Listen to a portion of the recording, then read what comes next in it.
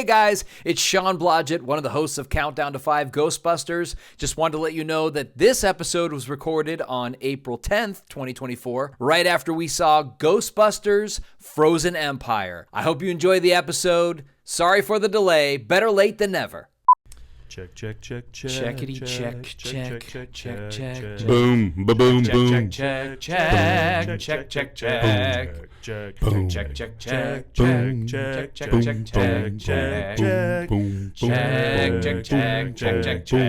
boom, Check, check, check, boom, check, boom, check, boom, check, boom, check, boom, check, check, boom, check, boom, check, boom, check, check, check, check, check, boom, check, boom, check, check, boom, check, check, check,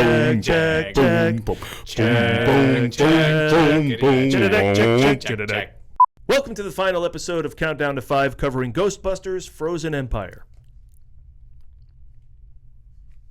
Isn't this the part where the title confuses you guys and then you don't know which episode this is and all that? Paul, this movie is very plainly titled. Yes. We understand it's a Ghostbusters film. It's different than other film in the franchise, and the subtitle gives us an indication of what the plot is about. Well then.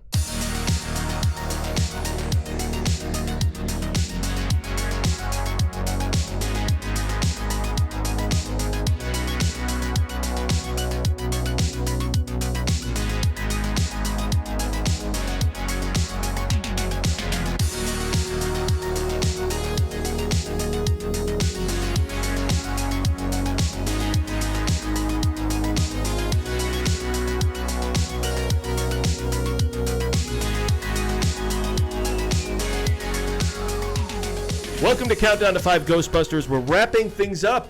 We've looked at every episode in the franchise, recapped, reviewed, joked, and more, and it's all come down to this, Ghostbusters Frozen Empire. How did it do, holding up any standards set previously by other Ghostbusters films, and did we love it? We'll talk about all that and more. I'm Paul Preston of The Movie Guys. I'm Sean Blodgett of Creative Motion Entertainment. And I'm Justin Bowler of The World.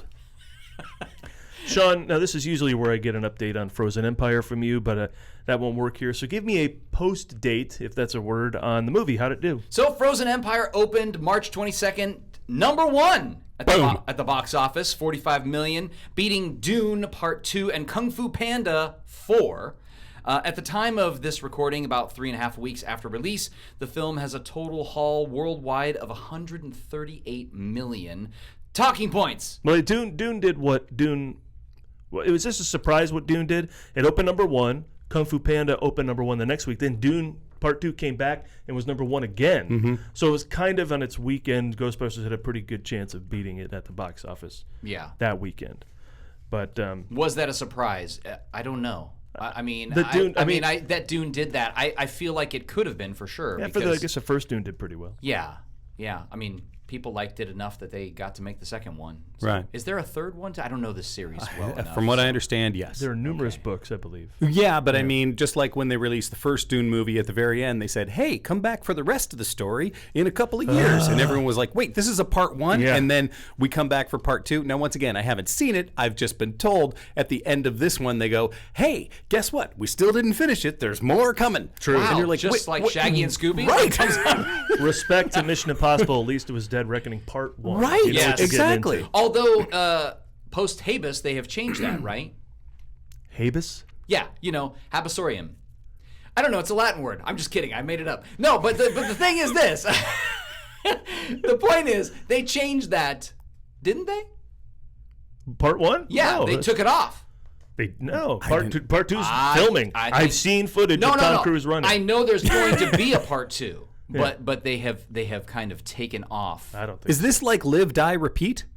I don't. And why does Tom Cruise keep doing this? I don't know. Are they going to give the next one a different name, you think? Maybe is that they're setting I don't up know. to perhaps do that? I don't know. They were not happy with how it did in the box office. That's true. It did underperform. Here's the thing. I think in today's day and age, you can't say part one or part two. You can say part two, I guess. Yeah. You can't say part one anymore because we're a streaming audience. We want to binge. We want everything right off the bat. And I'll be honest, because I knew it was a part one, I didn't bother seeing this movie for a very, very, very long long time because I'm like, oh, okay, we'll go see part 1, and then I got to wait a year until the story rolls around again. I'm not buying what you're selling. Well, look at the weekend: Dune Part 2, Kung Fu Panda 4, Frozen Empire. I mean, these are sequels. If you don't think that one movie that does well won't get a sequel anymore, right? But I mean, they want to make a sequel to Barbie, but it's like, what a terrible idea. That actually, what they want to do is rush more game-based movies into the theaters. And it's like, you guys aren't going to.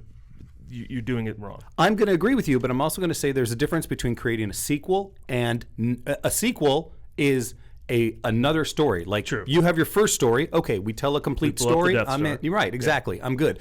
Dead Reckoning is like build up. Come back in a year and a half. But you know it. At least I knew it. At least I knew it ahead of time. I mean, they gave us the motorcycle moment, and I think that's something. It was pretty cool motorcycle moment. It's a pretty bitchin' moment. And honestly, there are people that were like, oh, did Tom Cruise save the industry? Did he save movie making? And it's like, no. I'm going to argue no and yes. I mean, they pushed through during the pandemic to continue filming. Right. I think in some ways the hype, we talk a lot about the hype train here, the hype behind that film actually did help movie going. Okay. Did it save movie making? Probably not, because I think streaming's perfectly fine, and I want people to keep going to the movie theater, but if God forbid it turned into mainly watching things at home, I think that movies would be just fine and they would continue to be made. I think Top Gun Maverick did more for the industry than Dead Reckoning Maybe Part that's what 1. I'm referring to. Okay. Maybe that was it. Okay. Then you know what? I'm going to cut that whole part out.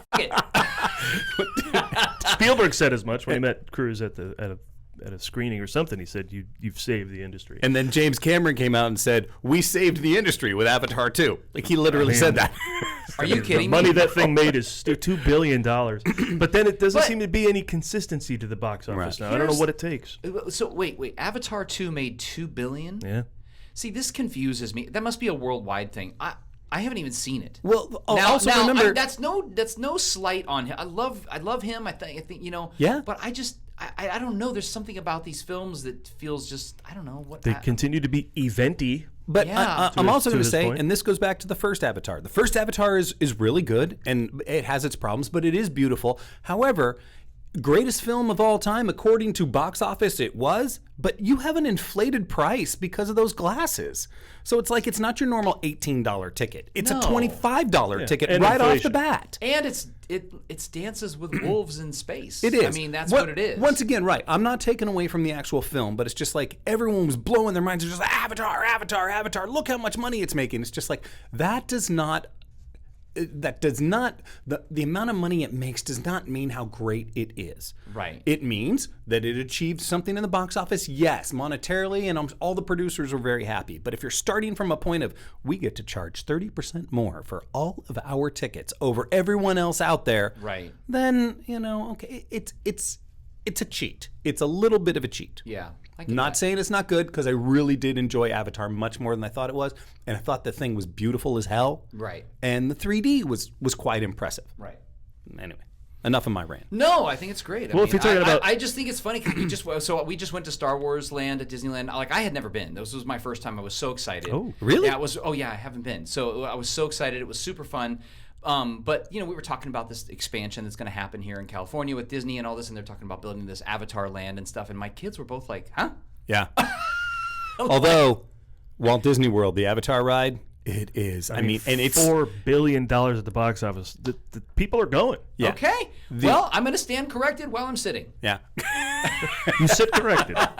You sit corrected, sir. And your chiropractor will be happy about Let's it. talk about inflation a little bit, because if you look at the 2016 Ghostbusters movie, which by all accounts was a failure because of its inflated budget, but at the box office it would have made $165 million domestically if you count inflation. So right now, I mean, Ghostbusters Frozen Empire is at $88 million thus far, and I don't see a huge weekend ahead of it, especially with Godzilla vs. Kong coming in, and we're just a few weeks from summer, and then all these big movies are going to come out and crush everything. Right. But still, the biggest opening weekend of the whole franchise, Ghostbusters Answer the Call. Was it really? 2016. But just by 1 million. But that was also biggest budget of the entire franchise, right? Right. I'm not saying it was. I mean, but does that really have any? Well, maybe. Yes, it has an impact. Yes. If I make a $200 million film and it makes $150 million, that's a loss. If I make a $6 million film and it makes $150 million, that's a win. No, that part I understand, but I was like, okay, what does the bigger budget really have to do with the opening? Like in terms of, but I was like, okay, no, it probably had a bigger marketing budget as well. Well, to fight against the toxic fan base, especially of 2016's Ghostbusters, yeah. that's a huge win. Yeah. And considering coming off the goodwill of Afterlife, this is an okay win. And it's a little rough to see how much they spend on this one because we've talked about it here where after 2016 Afterlife spent $75 million as opposed to $120 million. Right. And so when it made a similar amount, it's a hit. But now Frozen Empire's budget is $100 million. So now they're already only $38 million up. And as we all know, you got to be about double the budget to break even. We're only a couple weeks in, though, also, So, but Godzilla vs. Kong came out right away, and we're on the verge of more big films, and then the summer, and then I think it'll stay in the top 5. I think it'll stay in the top 5 for at least another month or 2. Wow, you think so? I do. No, I give it a month. Wow. 2 is, then you get into the summer movies. I don't know. You think Deadpool 3 is going to be better than Ghostbusters Frozen Empire? Who wants to see Also that? End of July, also. Wait, you don't think Deadpool 3 is going to be good? I think it's going to be awesome. Oh, okay. I was like, wait, I thought you were like the Marvel guy over there. Like, what is happening? No, it's going to be Are awesome. we in an alternate universe? Yeah. So Afterlife only made then $44 million in Christmas. So this got bumped from Christmas to now because of the strike. Would it have made more at the holidays? Frozen Empire? Yes. With the snow, we talked about this. Frozen? Yes, we talked about this Yeah. on the last episode. I think the snow thing and all of that.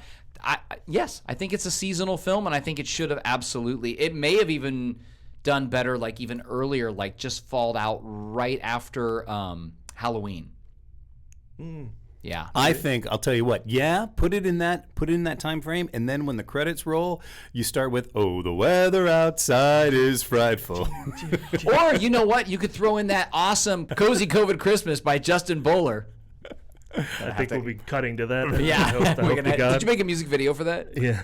No. Oh my God! Why not? We have to do that. That is one of our projects this year. There's no time like no more COVID lockdown to go do back the and video. I had some influencer friends. I'm like, hey, can you do something for this? And so a number of them did it on TikTok. Which is cool. Nice. There is one big boast. Now the franchise of Ghostbusters is over the $1 billion mark, which is not bad for 5 films. films. Yeah.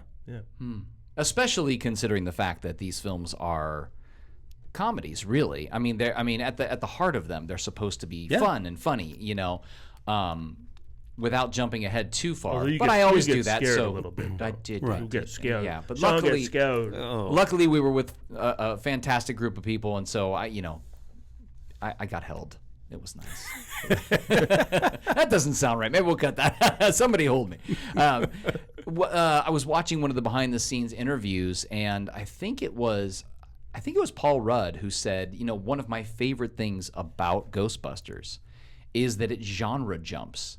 And I was like, A little bit. yeah, I love that someone finally actually acknowledged that. And then when he framed it that way, I went, oh, okay, well, maybe I need to be okay with this, because we've talked about that Afterlife. It's a scary film. I don't think it's super funny. It has funny-ish moments, but it's not funny. Right.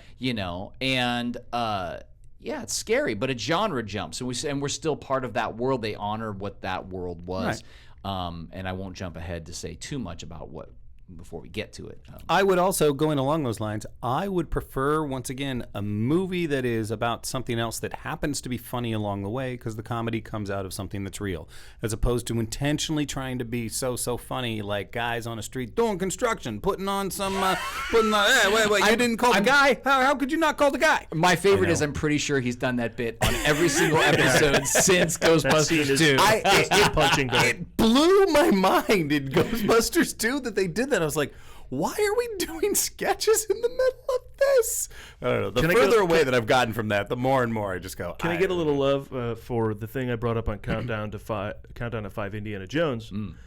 when he does the tapestries, when he pretends to be a Scottish guy. I'm right. See, You but I'm love not that? with. I don't have a problem with it. Why? He's just taking time out to intentionally be hilarious. To no avail. He punches a guy anyway. He didn't have to do a character. Well, I I tried defend- something new and it didn't work. I defend. Do we need to film that? How dare he? I totally defend that moment on Indiana Jones and the Last Crusade. I love that moment. I think it's funny. Harrison Ford delivers it great, and it's a little over the top. I don't care. It's awesome. It's never bothered me. Unnecessary. When Indy punches the guy and steals the car at the opening of Dial of Destiny, that's because he has shit to do. He has no time to do bits. Anyway. Well, he wasn't exactly under the time constraints in Last Crusade as he was at the beginning of Dial of Destiny. However, it would have been hilarious Well, I suppose that's true. if there would have been an outtake where it'd have been like, "Hello, have you seen the tapestries? Can I borrow your car?" Right, exactly. But he doesn't need to because he's He busy. knocks on the window.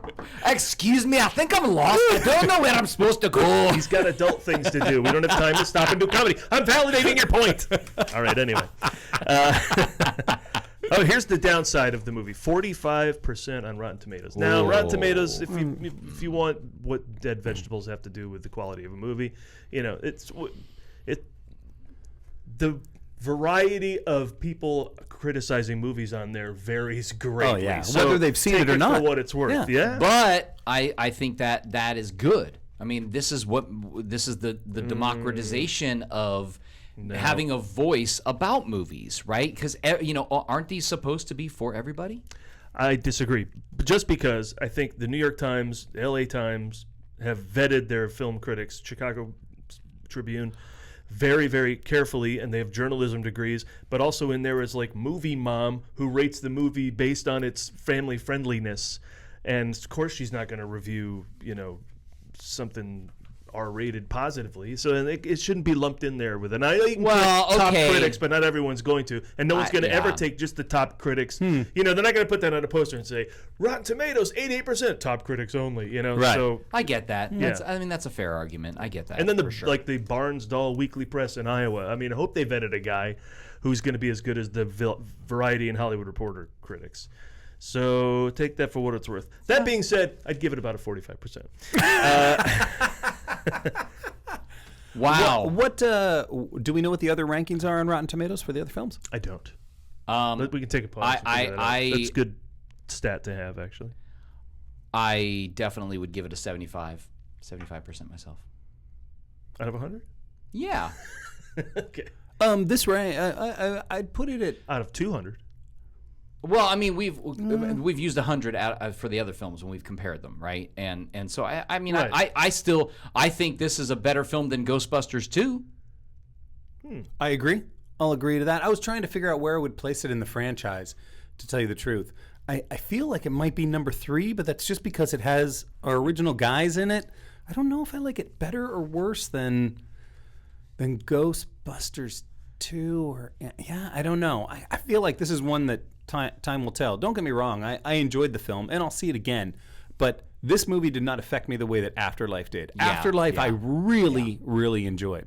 And it's funny because someone just recently, when I was talking to them about it, said they thought Afterlife was uneven, and they thought this one was much more even. And I don't agree. I I don't agree completely with that at disagreed all. with that. I thought Afterlife had just the perfect blend of just like we've got our family moments, our through lines, and once again, we have a story that just happens to be funny along the way. We're not trying to be funny. Whereas this felt disjointed to me. It also felt to me like this movie was, we had an hour. What's the running time on this? Do we know off the top of our heads? Anybody?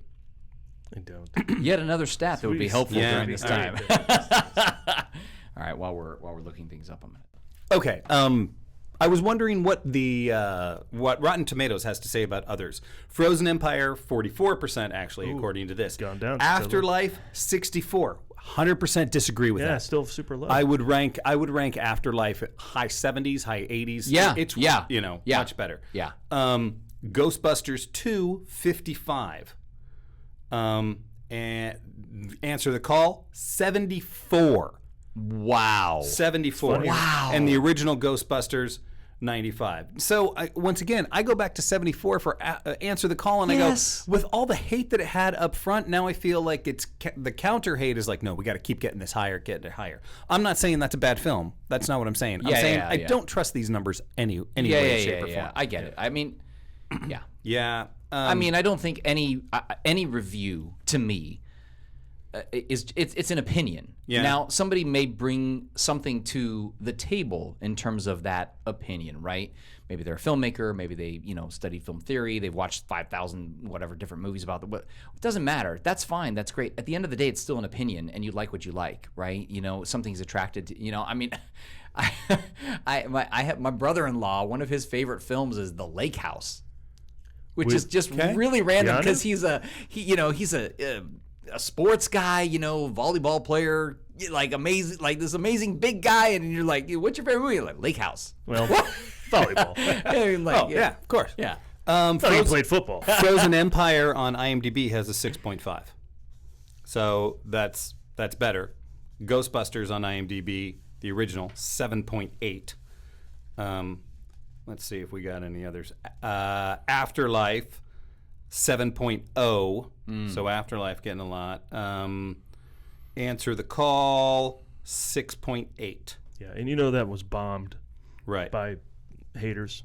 Yeah. Go there and crap on it. Right. So it's tough because once again, when you take a populist view, right? You've got people out there that are just rating things not based on the same criteria as you said, whether it's people that are concerned about family appropriateness, or if you've just got people that are haters that are in there. It's like, I didn't even see it, but I'm against this movie from the beginning. Right. That's how they sound. They have that sound. Yeah, it's funny. Yeah. It's weird. I think they have something in their nose. Probably. Yeah. Hate. They have hate in their nose. Well, right out of the gate, what is your take on the fact that this movie tried a lot harder to be funny? And for me, I didn't feel that it worked completely. But there's a part of me that actually appreciates the swing at the ball. They definitely swung for the fences with this film, and I think they did their best to be funny. Sadly, sometimes that will affect a movie in being uneven, and by that I mean we've got roughly 150 minute or an hour 55, right? Yeah. Hour 55 for the film. I feel like the first half of the movie. The first half of our story takes an hour and 30 minutes. Right. And then the second half of our story, takes place in 25 or 20. I want to say in response to that, this goes back to sort of something I said about the 2016 one, which is this feeling that we have to have the beats of the original film. Yeah. And if you follow sort of those beats, this film has that as well, right? Like at the end of the day, it we get to that moment. It's like, okay, now we're going to fight the bad guy. And then it's like they fight the bad guy and then it's over. Yeah. And that's kind of what happens in the original film, right? Nope. Like Sorry. Did I just blurt that? I wasn't sure if you were responding or burping. Okay, but that's okay. Please explain, because to me, it absolutely that's how it happens. They get there, they fight, the bad guy, and then then the Marshmallow Man comes, and then they fight again, and then it's over. That's in the last 15 minutes of the film. No, the ghosts get out. They go to jail. They talk about what this could be, what could be happening. They go to the mayor. They have the big mayor scene where they have to convince the mayor of how big a deal this is. Then they get the armed forces involved. Then it's a whole trek to get into and to the top of the Dana's apartment building. So for me, there's all that stuff that's like more than 20 minutes of the movie. That's I don't know. I think that's the 15. I think that's about 15 minutes worth of material. I'm going to agree with Paul on this because I think you don't really. Yes. Thank you. Suck it, Sean. I think there's a lot more there that has to take place because the first one doesn't feel uneven to me at all. Whereas this one went, oh no, what are we going to do? And 15 minutes later, we're wrapped up, and I was like, well, God, that didn't seem like it was all that difficult. Yeah, there was never a feeling that he was taking, there's the moment where the heroes are losing. Right. And then they have to come back to win it. And there's never that. He shows up, they win, it's over. Right. I'll disagree with that. I'll say that there is a moment where the heroes are losing. It's just that it's so short. Well, yeah. It starts to happen. They start to lose, and I don't even remember what the moment was that shifted the tide. I think the girl did something to her proton pack, and then and whatever, and it was like, okay, now we're good, and then okay, we did it. Yeah, good job, everybody. And it didn't feel, especially considering the fact that I think they set the stakes. Now you've talked about this, and I think this is a brilliant thing to say. This is your level of brilliance that you bring to movies and your observations of movies. Which are we talking about Paul? We are. Yeah, reluctantly. No, I'm joking. No, this is brilliant that you say this, and that is we set up our stakes. What is our danger, right? We set that up, and then we can have all the fun we want. You've said something to that effect. About Raiders. Yeah. Okay. Yeah. But you've said it about other movies too. True. And I think that it's a good observation in terms of movie making, right? Like we set up our stakes. Now we know what's actually at stake, and then we can have our fun. The difference, I think, in this movie is the stakes they set up is death. And they set that up right out of the gate because that opening, way back in the day sequence, which by the way I loved visually, I thought was really cool. But like that whole those people died. Yeah. So we're setting up death. That's pretty far. So then when the frozen stuff starts happening and Elsa gets out, and the bad guy's doing the thing and everything's getting frozen. There's like stakes going through like the taxi cabs and all through the city, and this is real high stakes stuff. And then suddenly we're in the firehouse, and I'm gonna fix the proton pack with the Frozen Empire is like if Raiders would be like Frozen Empire if the scene with the CIA guys took an hour and a half. All right. Yeah, I get that. It felt uneven to me. And once again, it's tough when you're making a comedy because you want to make it funny. You want to add in your bits. There are things in there that we don't need, but are really, really funny. The biggest laugh in the entire film is Home on the Range when Dan Aykroyd and Paul Rudd are going back and forth and Paul Rudd fizzles out. Do we need any of that? No. But I laughed for a solid 3.5 minutes. It's a great bit. It is a great take on Paul Rudd. I was just like, that is some brilliant stuff. I stand by what I said in the episode about Afterlife, which is I love Paul Rudd. I think he's a great addition, and I think, he's a great foundation to wherever they're headed with this. Right. If they make another one or whatever, but he is such a great foundation to this all. And by the way, on a side note about Paul Rudd and singing his praises, I don't know if either of you watch Only Murders in the Building. Oh yeah. But there is a scene in season 3 with Paul Rudd where he does this monologue. It was essentially by himself. And I was watching it with my daughter because we both love that show, and we're watching this scene, and we both were like absolutely blown away by his work in that scene. It was some of the best acting I've seen in a while. It was just brilliant. Okay. And by a guy who is essentially kind of like the comedy, like, hey, I'm kind of the every guy and aren't I funny and whatever, and kind of says this, but it was so honest and so real, and he brings that to everything he does. I want to jump off that and say that Ghostbusters Frozen Empire is a decent but flawed ghost story, not much of a comedy. Only Murders in the Building happens to be a great comedy and a great mystery at the same time. They manage to do both. Like sometimes the monologues, they open the scene and then see them how it plays out, how the theme of that monologue or the lines from the monologue or something play out through the whole thing is really impressive. And they just couldn't pull that off here. I don't know if it got too busy or too many people or what, but that's a lot of the stuff I've heard against this movie is there's too many characters. You can have too many characters. Look at Infinity War. Right. But maybe they didn't have, the Russo brothers or something to handle it all. Well, once again, I think this movie is going for more comedy than Afterlife, right? In my opinion. Would you say that it's a funnier movie than Afterlife? Oh, 100%, okay. Yes. Once again, going back to making a comedy, the Home on the Range thing, you don't need. Technically. Okay, the good news is it's economical. What's really funny, and it's 30 seconds, tops. Right. It's not a 3-minute bit, which is sadly what some of the stuff from Answer the Call fell victim to, in my opinion. We've got a bit that goes on and on and on, and it's like we just used up 4.5 minutes for this bit that we didn't necessarily need. Funny, does it serve the movie? Right. And that's why I think Answer the Call is uneven. It's scripted movie for one half, and for one half it's kind of being zany and really funny. But once again, you've got 4 incredibly funny ladies, so that's what you're going to do. I'll disagree with that, though, and say I think Answer the Call. I don't find it uneven. I do think that the improv goes too far Right. In terms of style. There's a part of me that wonders, like, if Answer the Call had been the only Ghostbusters I had ever experienced, would I have that take on it? Huh. Interesting thought. I can't imagine a world where that's the only Ghostbusters. Right? But still, still, it could be because it follows all the tropes of the first, Right. so it sets everything up, and you could create a. There's they great- create a world. yeah, there's great payoffs. All the actors are fantastic. Like, I don't know. I mean, See, but I also question the number of swings this movie takes, because we get something like the librarian ghost again, and it does nothing more than what it did previously. Right. Nothing. Yeah. Like, shockingly nothing. And you see it, and it goes roar, and Ray gets scared and runs. And then after he runs, there's no apparently payoff. What, joke for a There's joke. no joke. There's no nothing. and really, in all the years they were in business, they never went back and took care of that first one that, like, basically was the catalyst. Come on, guys. Come on. Yeah, there's that too. Right. And even that I felt could have been more economical. Why do you need, he should walk past, she should turn, she goes, shh, and he should just move on. Yes, It should I have been agree with that. Yeah. I know it's only 10 more seconds, but it's like, we don't need, you don't get us more funny.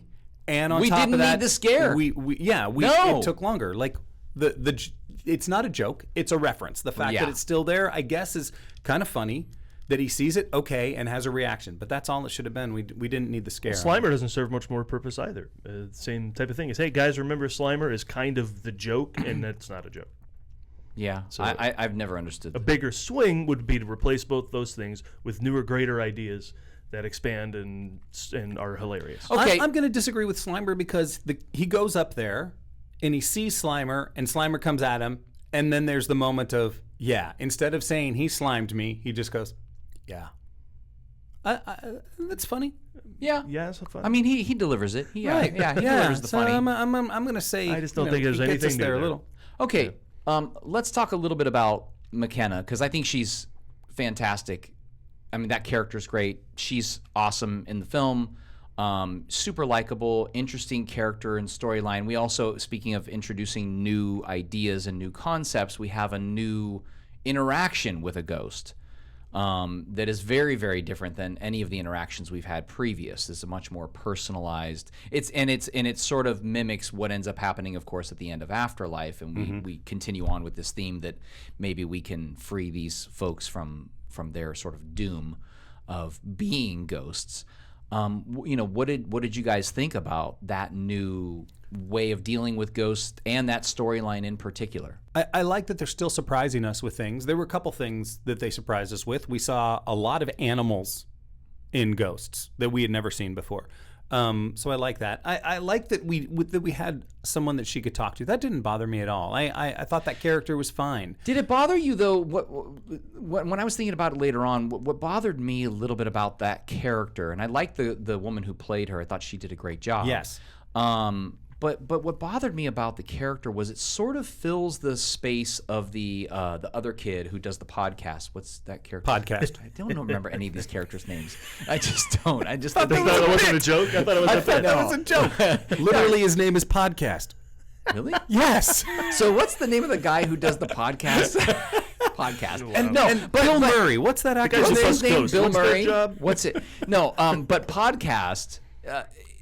His character in Afterlife assumes this role of the person that she relates to, that our lead character relates to, The confidant. Yeah, that understands her, that accepts her for who she is, doesn't overly judge her, and that's how they become friends. And there's a beautiful arc that happens that gets set up, and then we have this new character, this ghost, that equally fills that same role, but podcast is still right there. Yeah. And I feel one thing I will say is I think podcast was horribly underused in this, even though they tried to insert this whole bit with Dan Aykroyd and that whole thing. Hey, I got the name right. I mean, I feel like that storyline felt fine, but I missed his relationship with McKenna's character. I missed that a lot.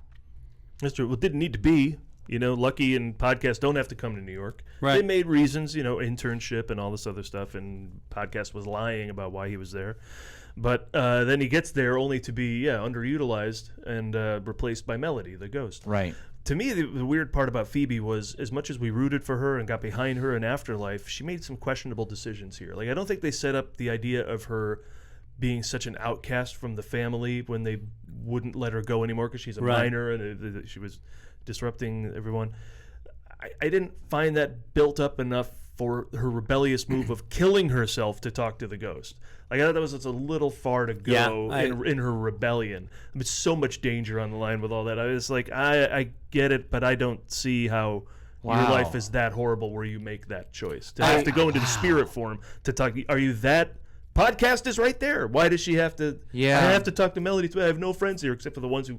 Except for the ones that came all the way across the country to be with you. Yeah, exactly. That's an interesting point because it's just like you're right. It is hard to buy that she would do that, and now we have to have it happen in order for bad things, tall, to dark, happen. and horny, to take control. But it's interesting. What if they would have given another reason to do it as opposed to her being so upset that, I'm just going to risk death to talk to a friend of mine. And the worst things that kids, I thought Phoebe was better than this, but the worst thing that kids do in movies is make dumb choices and get all the adults in trouble. Yeah. This was what Newt did. This is what the kid in the Mummy Return, or Mummy, whatever the Mummy movie is, did. I think These are Mummy deep too. cuts. Yeah, whatever. So anytime a kid in a movie, they ruin everything. And for her to be like... and then of course, except for Elliot in E.T., he basically is the reason the whole movie hero. exists. Right. Yeah. No, when the kid is your lead, it's a different story. Yeah. But when the adults are doing stuff, then you can and make a kid stupid comes choices. in and messes up. Yeah, but he didn't make stupid choices. Yeah. He was a smart kid. Was he? He let the frogs out. I mean, was that so smart? Who let the frogs out? Who? Now I forgot where I was. Mission accomplished, gentlemen. You're welcome. No, your rant about how you hate children. Right. That sums it up. That's pretty much it. No, and then I was going to mention that also it was a little weird. Did we hear anything before she goes into the spirit realm that the ghost needed the voice of a person to speak his name to come into this world? Is that something Patton Oswalt covered in the library? Because I don't remember that at all until it happened. It's like pretty convenient. Remember like Black Adam? I gotta hate to reference Black Adam again, but in that movie, because again, Raiders of the Lost Ark, the CIA guys set up everything you need. We're off to the races. In Black Adam, they kept bringing up stuff that we never heard of before. Like, the bad guy, he had to die in order to win. He does? Yeah. And then at the end, he controls the army of the undead. He does? Yeah. Like, this stuff just happens out of nowhere. So this is, I needed a voice to speak my name before I can come back and create my frozen empire. He does? That kind of stuff drives me nuts. I think it was. But I may have missed it, though. I think it was set up because I do recall at the time when it happens, I remember thinking to myself, I get this. This is clever. I do remember thinking that. So they must have set it up. I don't remember the exact moment that it was set up, though. Right, well, if I'm wrong about that, if they did bring that up before, then Sean, cut my rant from the show. Anyway. No, but I mean, you still have a valid point going back to, did we actually set up this desire in her that, I'm going to risk death just so I can continue to talk to this ghost. The end of the world. Right. Well, I mean, she doesn't know it's going to be the end of the world. But if she heard that, even if she heard that from Patton Oswalt, she just needs a human voice to say this. Good point. That she would never do that, especially when she's the smartest and best Ghostbuster of the whole family. Yeah. I mean, I think there's so much that for me, this film didn't set up. Right out of the gate, they have this amazing chase scene, New York, and I get it. I guess we're just supposed to believe they moved to New York and the Ghostbusters are back, and these folks are the Ghostbusters. I don't know. I feel like it needed a little bit of some kind of, like, after that scene, a montage of them training. Right. Yeah. Getting busted. Yeah, exactly. Yeah, something like that. Getting busted. Show 'em dragging logs through the snow and in the barn doing pull-ups. Yeah. I mean, just something. I don't know. That's interesting. We needed more setup. This movie, It just- didn't we just talk about how the movie's like an hour and 45 minutes of setup? Well, it's an hour and 45 minutes for the setup that we and the payoff that we get. Yeah. But I just think storyline wise, it was just like, hey guys, and this is where we are. Yeah, And a couple of years. And okay, I get it, but I don't know. I had mixed feelings Wow, about weird. that. That's the part I give the movie. Oh, all right, Yeah. all right. That is. Families busting ghosts. I'm not saying it needs to be over-explained, but I don't know. I wonder if they do it just because they say, okay, everybody knows what the Ghostbusters are. They all know what they do. We don't need to show this setup of them learning to be Ghostbusters. We're all going to accept that they're Ghostbusters, right? Like, we already know it, so let's go ahead and move forward. Like, we don't need to see the origin of Spider-Man again. You know? I mean, I guess I would have liked to have some kind of justification as to why they were in New York. Like, did Winston, like, hey, obviously the world can't live without Ghostbusters. Why don't you guys take it over? Oh, interesting. Something like some kind of reason. Because basically they caught the ghosts. They had the house out there. Not to say they would want to stay there, but I don't know. I just felt like I needed some kind of a bridge to get me to okay. Now we're in New York. Now now we're doing all this stuff, and we're actually Ghostbusters. Yeah. Because even the kid, even the boy, right? Like he's a Ghostbuster, and he's kind Even of the mom, that's the weird part. Yeah, I mean, But even the mom. Yeah, I mean, she came to terms with being a Spengler, and I think it's just the family business. Right, and that's true. We never saw her do any busting or anything. She was just, the dog. Yeah. Yes. So was Paul Rudd, Yeah. for that matter. Okay. Yeah. So Yeah. she's a dog. So she's a dog. She's a dog. Speaking of things that you know and putting on a new twist on it, did you guys watch the video? And here's the question. Did you watch the entire video that was posted of the song for this movie? No. The original song? They took No. Ghostbusters and they changed it. It is interesting. Why? I read What- about it in Wikipedia and then realized I never heard it. I never heard the song either. Tuned it out. One or the other. It's on the Facebook page. You can go ahead and check out the name of the group. First off, the song is called Ghostbusters from Frozen Summer. It's by Atarashi Gakko is the name of the group. And they are a Japanese pop girl group. And yeah, so this is the official track. It's Ghostbusters Wow. Frozen Summer. It is, if I were to create a parody of what we should have in a film, this is 100% there. Wow. Like, it really is. Like, you look at it and you go, wow, that's real. They really went for this. It updates the old song. Yeah. I mean, In all the worst ways. In all the worst ways. in all the worst ways. Yeah, yeah, yeah. yeah. Huh. Yeah. No, Interesting. it makes you really long for the days of Run DMC. I sort of like, we were as kids a part of, and we've talked about this before, like, the beginning of these franchise concepts starting. And even the idea of how franchises are done, that it's like, okay, you've got this movie and you've got these amazing characters or whatever storyline, we need a song. Now we need a song Right. too. We need, we need that. And it's like, I hate the sort of contrived Right. stress of it all. That like, oh, you need a song, Right. Do you?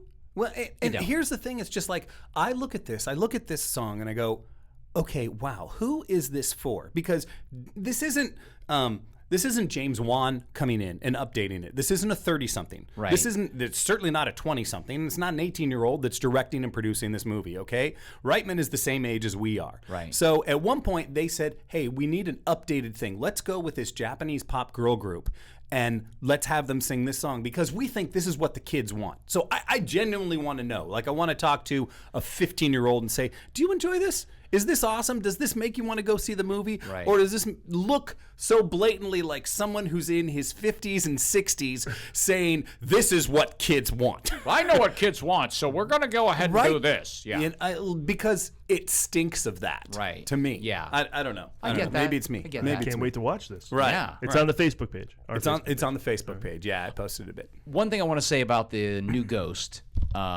is in the scene that she gets introduced in. They're playing chess, and Yes. the first moves are, I believe they mimic the exact same moves that happened in Afterlife Yeah. between her dad or her grandfather Grandfather. and her. And I thought that was brilliant because, of course, as an audience, you're immediately thinking, "Oh, he's going to be back. This is going to be great." She's clearly thinking he's going to be back. Yeah, and then it's not him, and I thought that was really, really nice. I liked that a lot. Yeah, I thought that was good. Yeah. No, there were several things that I enjoyed about the film. I feel like we've kind of like we went down the rabbit hole of things that we were upset with. Yeah. Things I loved about, once again, I loved having everybody back. Yeah. That was fantastic. It does get to seem to be a few too many characters at some point, and we don't get to enjoy some of the people that we love as much. I feel like Bill Murray said, "I can give you 3 days, Jason. That's what I can give you. I can give you 3 days." So he comes in. There are very few group shots with Bill Murray. Oh, in that's them. interesting. There's a lot of close-ups and a lot of one shots of him. So I was like, okay, all right, this makes sense. They're like, all right, Bill, you're good. We got this. We already have it set up on the other side of the room. We're gonna pop the lights on. Walk over here. Did you know that they shot a bunch of this in London? I didn't even know that. Yeah, I just heard that. No idea. Yeah, I thought that was interesting. Yeah. But I love. Well, have you been to the fire hall where they shot here in L.A.? That's downtown. No, we talked about it. The interiors are downtown. Ooh, yeah. Yeah. Ooh, not a good part of town anymore. I mean, most of downtown LA is not a good part of town. Yeah. But you can go to the Biltmore still, where they've caught Slimer, and it's great. Yeah, but, inside is go great. Go a block. Inside on the 10th floor is perfect. Right, yeah. I was in a ballroom one time, and it was the very same ballroom that they used in The Fugitive. Now I know. Let me remind you. No. Dr. Nichols is talking about Provasic. Right. But He's like, this is Dr. Anyway, as I was saying, I love that we had our heroes back. Yeah. I love their incorporation. Dan Aykroyd was a big part of this film. I which did was enjoy fantastic. that. Yes, I did best enjoy that. performance in years from him. Yeah. And I can't remember the last one that was great. Right. Yeah. He was really good in this. Yeah, I fully enjoyed that. I loved bringing in Patton Oswalt. It's like we don't need him for a huge part. It's like we bring him in, we got 5 minutes with him, and then he's gone. He's out of it. Yeah. Still capitalizing on how much we love Paul Rudd, how much we love the family dynamic of those people. There was a lot that I really did love. I walked away with my heart hurt because we did not get any Louis Tully. And I'm sure they tried. Yes. I'm sure they Yes. did. But I was just like, I really, really wanted Rick Moranis back in this. Yeah. Even for just a small amount. But it was great to have William Atherton. Come on. As our bad, bringing it full circle? Come on. Would you have considered another actor to play Lewis? No. Don't even bring him in. If you can't get him, don't do it. Yeah. I mean, I'm sure that's why. But Right. I still feel like the Janine, like they do not explain their They do not finish up that relationship because they're all over each other in Ghostbusters too. With the exception of when she fell in love with Egon. In the first one. In the first one. Well, but that's the first one. Now in the second one, she's basically talking, we're going to have babies. I mean, Oh, no, the leg over his leg. Oh, my God. Great scene. Yeah. Yeah, it just shows how great the characters were in the first one, that we're not even talking about how there was no Dana. And that would have been great. That's true. Yeah. But, yeah, they didn't need Well, her. there is no Dana, only Zool. Yeah, very good. But there isn't even a Zool anymore. Right. I love that they did swing for the fences on a lot of stuff. I thought that was fantastic. Right. You know, and you've got super funny people on set, so use those super funny people. There was a lot about this movie I think they really did get right. Yeah. I'm not saying it was perfect in any way, shape, or form, but there was a lot that I thought they got right. Paul, what did you like about it? I said Dan Aykroyd was good. Okay, that was it. That's all you got? No, I didn't love it. I think they dropped the ball a lot. I wish they swung for higher. They swung for fences in ghost lore. Yeah. But not comedy. Okay. And that's why I came here in the first place. You wanted more construction guys.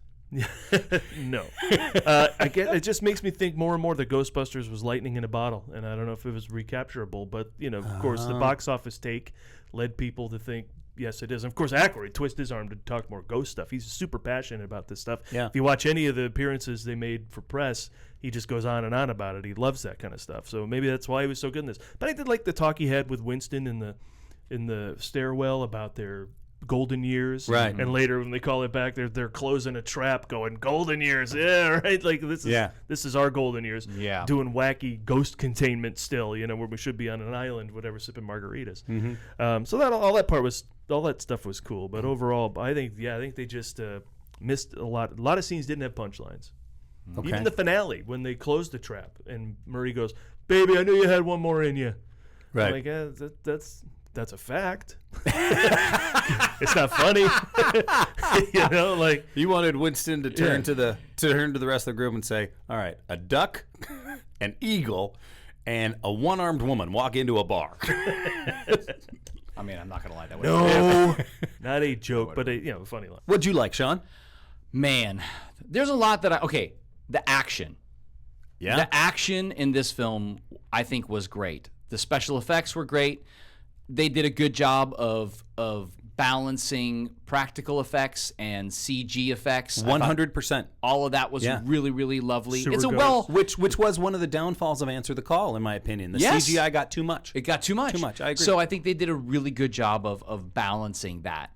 I really like all of the leads, all of the relationship stuff, even the parenting stuff, and parenting's hard, and like Paul Rudd's character trying to sort of figure out where he fits in. Does he fit in? All of that kind of stuff in terms of like, is he the father now? Is he the father figure? Or is he just like the fun guy? Right. And him sort of discovering that. I think that arc and that storyline was great. I love his monologue outside of Phoebe's door, even though she's not there, which I thought was a funny bit. But I love when you can combine a little laughter with something heartfelt. I think that's always really, really beautiful. I thought the storyline with the ghost girl and Phoebe was really interesting. Certainly hinted at a bit of a romance there, which I thought was a bold and interesting choice as well. And I think they played it out really nicely.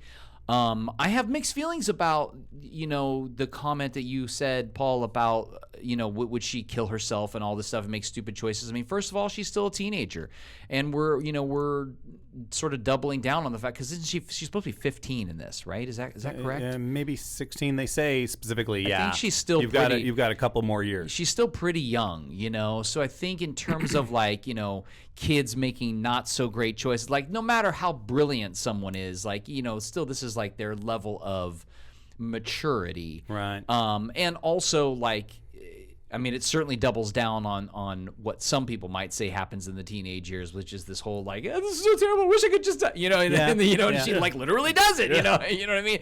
So I don't know. I think it's certainly motivated. She blows up a diner and doesn't get in trouble. Yeah, I mean, exactly. It's interesting you say motivated, because I feel that was my problem with that moment. I did feel like it wasn't necessarily motivated. We haven't established her as a dramatic character. Yeah. We've established her as being very much an adult, in all honesty. She just happens to be young. Right. And we're reminded from time to time of things that she does that are young, but it's just like I don't think we ever established her as being that the moody teenager.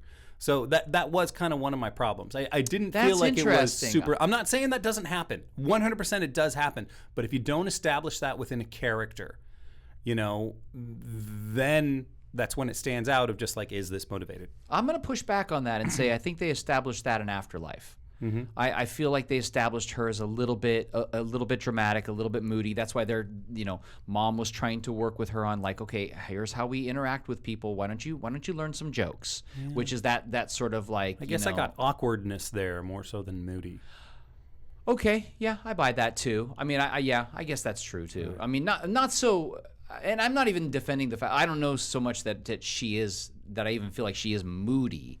But I do think that she's troubled by the fact that the one thing that I think she feels like defines her has been taken away. Oh, I mean, definitely. And because of that, she's acting out as a young person might.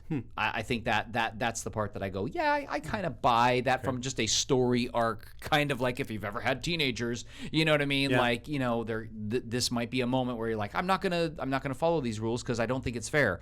And that's that young youthful lesson of life isn't always fair, and it's not just me saying life isn't always fair. Yeah. It just isn't always fair. Yeah. Well, my chiropractor is going to be very happy to hear that I sit corrected. Do we know if that was such awesome, just like you laughing at you being like, do we know? No, so my question off show is, did we know if Phoebe was there, if Patton Oswalt's character mentioned in that scene that Garraka needed his name to be spoken and be a person's voice to come back into the world? Was she in the room? Yeah. Or was she left outside on purpose? Because I know she fights. Doesn't she blow up the lion? Well, yeah, she wasn't in that scene. You're right. She's not in that so scene. cut all that shit, I She said. doesn't know. Oh, okay. Look at that. You're chiropractor. Hey. I chiropracted myself. Yeah. Yeah. I'll tell you one thing that I didn't love, and it goes to The song on the soundtrack? yeah, that is terrible. No, one of the things I didn't love, and it goes to something we've already sort of touched on, which is that the ending. Not only does it sort of just happen, like it's like all this like terribleness, like we're literally talking about the end of the world. Yeah. And it's like, it comes to the firehouse, and we're just gonna, and we capture it, and Yeah, they're trying to keep the budget low. You can tell. Yeah. They're like, let's bring this inside. right. Well, because even with Zool in the original one, they don't capture Zool. They close the doors. Yeah, and send her back. with the proton packs. Yeah. So I don't know. I almost feel like I would have liked something more like that, where they had to have the ball, like all the pieces and they needed to like put it back in there, Right. or something Yeah. like that. I don't know. We don't always have to kill our villains. Sometimes we can just find a different way, imprisoning them somewhere. Yeah, imprison is something else other than like because they basically capture it and put it in the thing, and and then it's like, okay, all right, Yeah. So it's just like every other ghost. Like, In- wasn't this the most powerful? Yeah. Somebody said it the night that we went and saw this, which is Garrakas. That's the name of the bad Garraka. I think I know where you're going, and yes, Garraka. I still want to see it. B.A. you know, Baracus was in the 80s. B.A. Baracus. Yeah. They put on he puts The on horns. the horns, and That then are you're like 6 feet wide. Yeah, they're 6 feet wide, and then you're like you're in this room with a door, and we were all just losing it. Like, How does he get out of there? Out of that door, like what happens? Like, he just takes him off, Walks out, then puts it back on. Hate these things. Thanks, Dad. It's like, That's why they had to fight it at the firehouse, because it had the giant doors that could open, and it could approach through the giant doors, because if it had gone through the doorway... oh, that makes sense.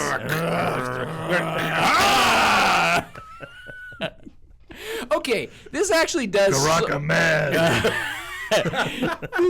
This actually does sort of touch on something we've chatted about before, and I think we need to chat about it again, which is, what are some of these ghosts? What is Garraka? Like, because we had the conversation about Slimer. Maybe he was some big guy, you know, ate too much all the time in his normal life, and then became this slimy, gross post-life thing. Are we supposed to believe that these things were human, or are we supposed to believe that they are like demons? Well, are ghosts demons? Like, what are we supposed to believe these things are? Because we certainly, obviously, we have a literal human ghost in this one, and we had a literal human ghost in some of the other ones. So, but now we've got this Garraka guy, and We're given the backstory on Garraka, kind of, but I mean, valid question. Yes, you're right about. I forgot about that. Our very first ghost that we go after, is it like a sea dragon? Sewer What is it? ghost? Yeah. What is it? It's they do call it a sewer ghost. Is it supposed to be a giant crocodile that once roamed the city streets? I don't know. Or rather, roamed under the city streets. But there's a lot of variety. But that kind of was early on, too. I mean, the cab driver was like a zombie in the first one, and then it was but still Slimer, was and human. I mean, Right. This is the True. first one where we get animals. Yeah. Other than Slimer. But didn't we theorize Slimer was former mafia? Yeah, basically. Yeah. Making it up. Yeah. Right. Anyway, yeah, I'll say this. I think there's a lot to love about this movie. Mm-hmm. Will I ever see it again? I don't know. I'll see this one. I mean, I will watch it again, Yeah. probably, but do like you see Are you something dying like, to oh my see it god, again? do I have to see this again? Right. Like Afterlife, I will definitely watch that again. I love that movie. That's a great film. Yeah. This movie is fine. Okay.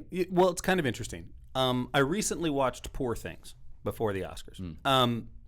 I saw that movie. I appreciated everything about the movie. I went, yeah, I get what you're going for directorially, and yeah, these performances are really good. I don't ever need to watch this movie again. Yeah. Not unless I'm going to study your directorial choices or the Right. acting choices. Right. I don't need to watch this again. Right.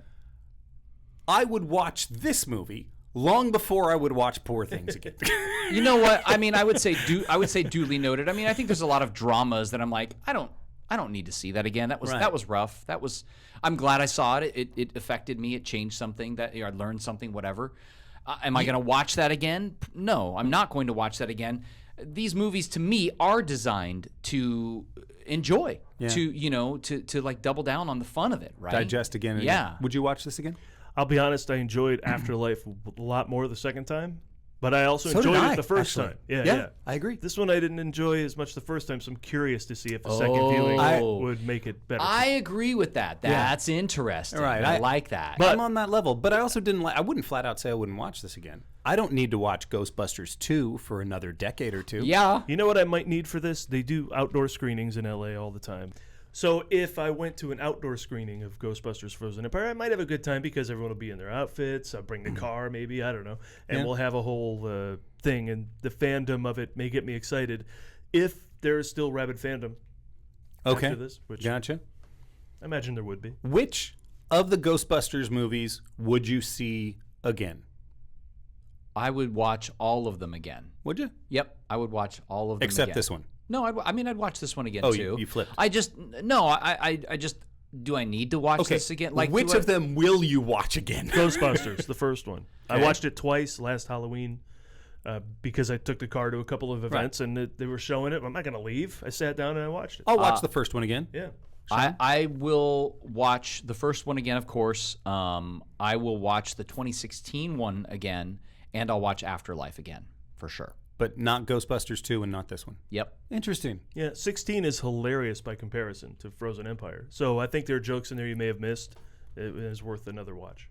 But of course, we just watched it recently, so still, it might be a while. I'm excited about my wife has not seen the 2016 one, and I was telling her about it, and she was like, "Oh, I feel like I should watch that." I'm like, "Yeah, let's watch it. Yeah. I'm all in. That sounds great." I think I'll rewatch all of them. Yeah. Maybe not Ghostbusters 2. I mean, they're Justin's punching bag. There are as much as it's so nice to see these people again and love these characters again. I don't know. However, I will also say Peter McNichol and Louis Tully in that movie provide some phenomenal comedic relief. For me, like, there's always that question: if this is on TV, if you have, I don't know, whatever, some kind of cable or some kind of flip through television and not just streaming, right? And you're Saturday afternoon and Ghostbusters 2 is on. Are you changing the channel or are you watching it? And I'm watching it. I'll watch it. Sure. I mean, Yeah. I'll have it. While on. I'm making lunch, Yeah. cleaning Now, up, vacuuming. I will say, would I say the same thing about Frozen Empire? It's a little, I don't know. Maybe. I'm certainly not. I think I'll watch it. Never mind. I recant. I will go to the trouble of watching this again because one, I want to check and say once again, I enjoyed Afterlife the first time. I really enjoyed Afterlife the second time. Yeah. So I think I might appreciate this a little bit more with age. Do you feel like sometimes with movies that we are, obviously we're on the hype train, literally, we're producing this podcast. Do you feel like we build it up too much? Do we build it up so much that it's just never, ever going to deliver? Have the movies that you've built up for yourself, have any of them ever delivered? Yes. No. Dial of Destiny, or wait, you changed it. No to your previous question. Dial of Destiny was my favorite film last year. Okay. We hyped that up, and it knocked me out. I saw it 5 times. So you've hyped something up and it did deliver for Correct. you. How about you? What was it? Well, I was going to say Infinity War and Endgame. So satisfying for me. And I mean, talk about a hype train going into it. Absolutely. So, that delivered on. Rarely does a trilogy end that satisfyingly, let alone a 26 or however many feature movie. I'll tell you this. For me, and you guys, I know you're going to make fun of me after this, but that's okay. That's part of the show. For me, I saw Mannequin, and when my On the God, Move was right, coming Mannequin out, 2. I was so ready for right. On the Move. Oh my God. No. For me, I was so excited about Force Awakens. I it awakened something in me. Like I was so excited about this, and I don't know if it was partially just like where I was in my life or what. I don't know what it was. I was so excited about Force Awakens, and for me, that movie totally delivered. Now, post habeas corpus, whatever. Ex post facto, Latin. Yeah. Now, do I feel like it delivers as much? I mean, maybe we've all overanalyzed it. Maybe we've all overthought it, right? It's a new world. It's a new generation. It's a new company owning it. All these things are happening, but it totally delivered. when was the last time you watched it?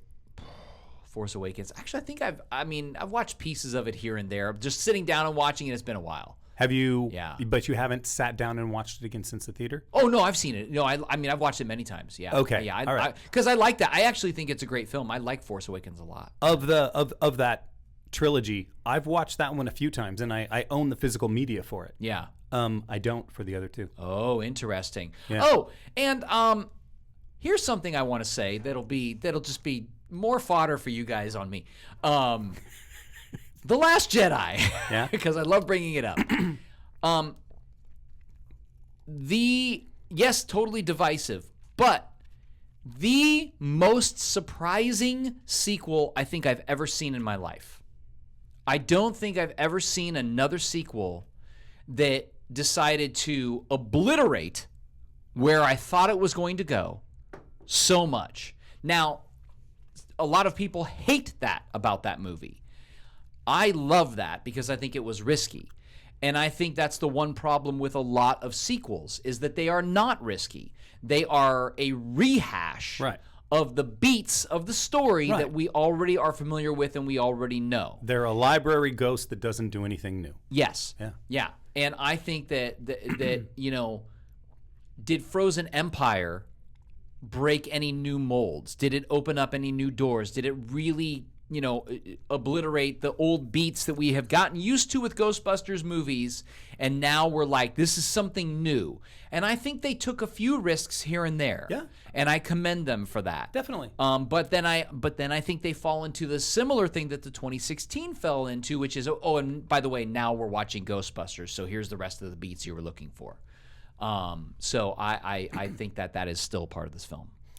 So your question is, did I like The Last Jedi more than Answer the Call?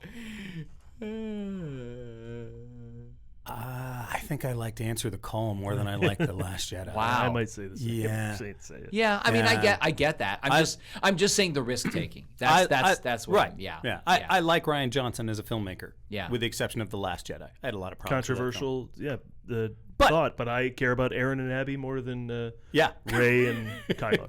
Right. Yeah. That's because you didn't get into the love story. Right. Y'all got to get into that love story. Here's the Look, thing. I'm telling you, man, that scene with the hands, people say that's Star Wars sex right there. Up until Andor, which then they literally, like, you know, Diego Luna's like, you know what, we're going to actually have sex. And you're like, it's him. And you're like, of course, because you have that voice. Yes. Wait, did I say that out loud? Damn it. All right, Paul, thoughts? Finishing thoughts, any? Finishing thoughts. Well, it's we were supposed to get Spider-Man Beyond the Spider-Verse in March, but that got kicked because of Frozen Empire having to move from. So I don't know when we're going to get that, but countdown to 3. But they did release the short Countdown to Deadpool. Yeah, I have to go see that. Yeah, I haven't seen it yet either. We can do Deadpool and do Countdown to 4. Maybe. Yeah, I mean, we could. Wait, this is the third one, though. Right, but Deadpool also do we showed have up to in the watch old Wolverine? Wolverine. Yes, we do. We got. Oh my God, we have to. Can I tell you, I'm excited. If we do end up doing that, that would be fun because I have not seen. I've never seen the Wolverine movie. I don't think I've seen any of them. No. They're fun. Yeah. Oh, Fun. You haven't seen any Wolverine movies? No. Oh, okay. No, I mean, I saw X-Men. I think I like all of them X-Men. better than The Last Jedi. Yeah, I'll take X-Men Days of Future Past over The Last Jedi. You guys are clearly not watching the throne room lightsaber battle. Yeah. It is amazing. What? Wasn't that in the last one? Was that in the second one? There's always a throne room. It's kind of a good guy. Is he a bad guy? Turns out I don't care. Well, that's because you didn't allow yourself to invest in the new characters. I gave it 2 2 hours. Yeah. okay.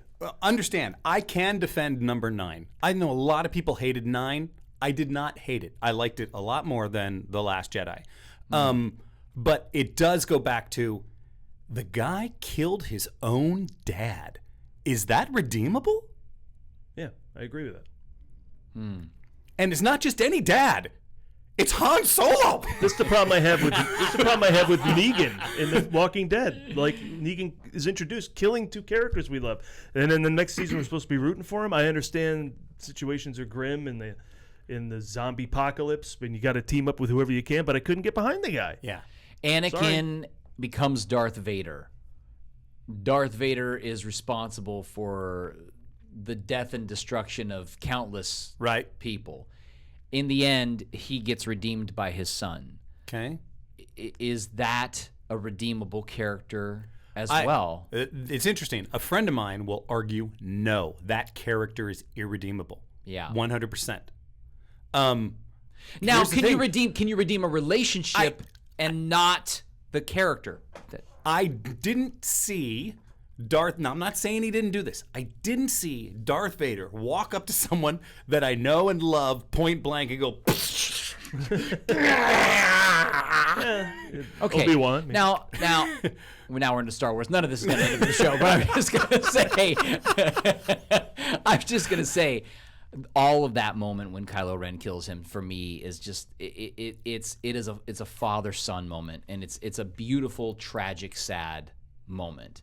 It's a father who wants to help his son. Absolutely. It's metaphorical. Oh. It's basically a father dealing with a drug addict, right? It's literally you're there with your son who has a needle in their hand, in their arm, and you're like, what can I do to help you? And they're like, give me the other needle that you have next to you.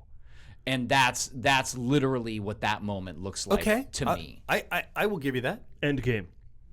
That's the most surprising sequel ever. Everyone knew, get the time stone, go back and fix everything. Instead, they destroy all the stones and have to write their way out of that.